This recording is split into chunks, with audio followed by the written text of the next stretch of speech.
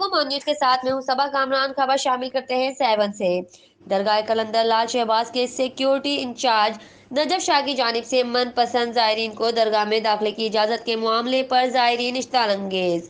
दरगाह कलंदर लाल शहबाज का दाखिली दरवाज़ा तोड़ दिया और पुलिस पर पथराव भी किया गया। मोटरसाइकिलें नजर आतिश सेवन शरीफ मैदान जंग बन गया। कलंदर लाल की दरबार में सेवन दरगाह पुलिस इंचार्ज ने पैसे लेकर कुछ जायरीन को अंदर जाने दिया, जिसकी वजह से ये माहौल पैदा हुआ। सेवन के शहरियों का आईजी सिंध, डीआईजी, एसएसपी से फौरन एक्शन का मुतालबा। रिपोर्ट कर रहे हैं शेख कमाल ऑन न्यूज़ 7 शरीफ।